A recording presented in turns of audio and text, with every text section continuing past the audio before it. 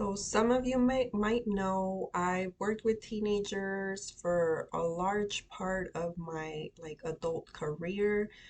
First in like educational settings and then in the clinical setting as a therapist. And these tips are basic, but they are things that we had to talk about in therapy sessions. So save yourself some of that time and start getting into habit forming, healthy habit forming.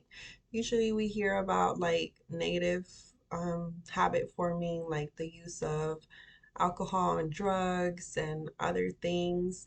You want to set yourself up to be successful. Like teenagers have a lot of things that they're dealing with. And it's true. Sometimes parents don't get it. They don't get how stressful it is to be a teenager.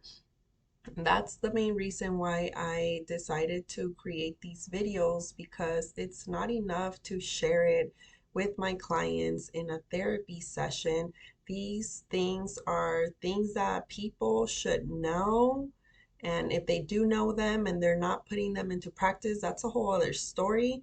But if no one ever told you like how important it is to do your bed in the morning, then that's why I'm making these videos. So let's jump right into it. The first habit that's really important to practice and master as a teenager is to pay attention to hygiene. Give yourself enough time, both in the morning and at night, to be able to go through a routine. Some people might call this a self-care routine. And yes, that's what it is. Every time you're taking care of yourself, your hygiene, that is good self-care. So this includes having enough time to brush your teeth, which also includes flossing and using your mouthwash, washing your face or taking a shower. I prefer showers in the morning, so for me, that's an important part of my morning routine. And then as well, wearing clean clothes. So I'm not going to talk about doing your laundry in this video, but yes, that's another habit that you need to start getting used to.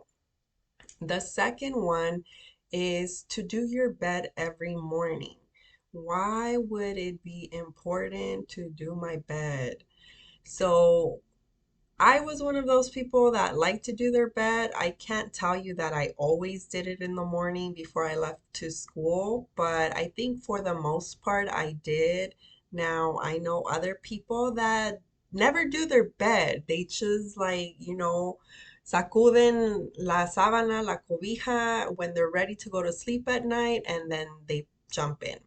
So it's important because there's a difference in the brain of a person who has like things clean and organized versus someone who is used to seeing things messy and disorganized. So you choose what type of person you want to be, but I'm just sharing here, those are like healthy habits. Those are things that make a person function better, and function meaning like we are able to do the things that we want to do in our daily lives. And the third one is to have breakfast. So many times in the therapy sessions we talked about like the importance of having breakfast. Why? Again, because we are this functioning body, and this functioning body is not going to have a great time when it's not getting the nutrients that it needs. So, yes, it is important to have breakfast, and for that matter, to have the habit of not skipping any meals. Now, personal story here. As a teenager in high school, I stopped going to have lunch in the cafeteria. I wanted to buy myself my own lunch. And I think that meant chips and soda for 4 years. So it wasn't too too far out. Like sometime in college when I started to have stomach problems, You don't want that. You want to be able to enjoy without having to worry that there's something wrong with you, like health wise. So make sure you're eating something healthy at each meal, breakfast, lunch, dinner. Don't skip meals. Of course, you're going to feel nauseous. Of course, you're going to start to get acid reflux if you're not eating healthy stuff.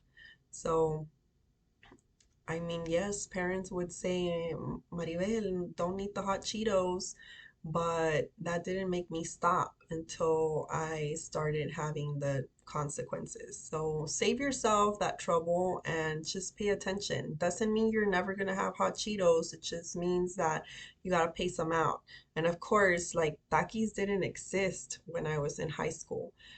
But if you're a Takis lover, then you definitely need to cut out on those. Like once a month or every once in a while, but not as an everyday thing. Like seriously, that is gonna have its consequences in the future. And my fourth tip is to drink water. So I didn't learn until I was maybe, I mean, I was postgraduate school when a friend of mine told me, like, we're like cucumbers. And I'm like, what the heck? What do you mean? And she's like, yeah, cucumbers are mostly water and like our bodies are mostly water. And I like had a hard time believing that because we're not liquid, we're not really transparent. But it turns out we kind of are. Like we just have so many layers that we cannot physically see through each other. But I know all of you have done it where you put like a light on your finger and you could see like the light coming through on the other side. And then being a mom, I heard about those tests of like you could play with the baby, and if you put like a flashlight, the baby's able to like follow the light inside the belly. So we do like we are more transparent than we think. And as far as drinking water, it's one of those things again that makes our brain function. So we need to be having oxygen in our blood and it gets carried and it helps our brain function better. So if you're one of those people that are frequently having headaches, you might want to like take a serious look at how much water are you drinking because when we're dehydrated, one of the symptoms might be to have like frequent headaches. And just as a general rule, this is again also something that I didn't hear about until I was way older, is that we should at least be having half of our body weight in ounces. So let's just say, as a simple example, that you weigh 100 pounds. You want to be able to drink 50 ounces of water in a day. So, yes, every day drink those 50 ounces. And that should be pretty good. If you're like an athlete, then it always goes up. Anyone who is doing extra physical work, then they need to make sure that they're definitely staying hydrated. And as far as our fifth habit, creating routines, my favorite. This is another one that I spent a lot of time talking about in therapy sessions because we need a way to track what's going on and where is my time going and what do I want to be doing with my time. So creating routines could be like the checklist model, it could be like the block schedule model, it could be just like a weekly schedule or a calendar. Something that you have visually usually helps people to stay more on track. But think about your day. So let's just say, like today, a Thursday, you woke up. How much time do you need in the morning to get ready before you need to be in school? So that includes this morning routine of the hygiene stuff we talked about. You have to include your breakfast in there if you're not having breakfast at school. So how much time would that take you? And then a good chunk of your day is spent in school, so you don't really have to worry about those 8 hours. um, you're in school.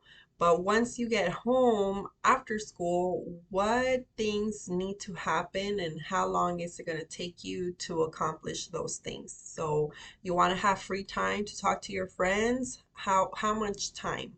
Do you need time to do your homework? How much time is it going to take you? If it depends based on the day of the week, the classes you had, or the amount of homework you were given, then those are all things that you have to take into account. The sooner you start, the sooner you're going to finish. The worst thing I saw in my sessions was that teens aren't starting their homework until like 9 or 10 p.m. And then they're like, oh crap, it's going to take me like 4 or 5 hours. So there they are at 1 a.m. or 2 a.m. trying to finish the homework, not sleeping enough, and then they get tired, they get stressed out, they become anxious, they start to feel like they're failing, then they're feeling depressed, and it's a cycle. So I want to help to prevent all of that. Creating these schedules or routines is going to help to eliminate some of the stress. It's not going to take the stress away completely because, hey, from what I hear, some teachers are pretty demanding nowadays. But you want to give yourself an advantage, and that's to have some structure. So, those are my 5 tips that all teenagers should start working on and master before they go to college, because then you're completely on your own. No one's knocking on your door to wake you up and all those fun things. You want to get yourself set up to be successful. And we do that by the habits that we're used to doing. So if we're not used to managing our time, to feeding our bodies, to staying hydrated, to being somewhat organized, then we're gonna have a hard time. But I don't know. You let me know, share in the comments if you do some of these, if you're considering starting to do some of these, and if you have any questions, feel free to pop them in the chat as well. So if you enjoyed this video, make sure you follow and share with other people that you feel would benefit. And I'll see you in the next one.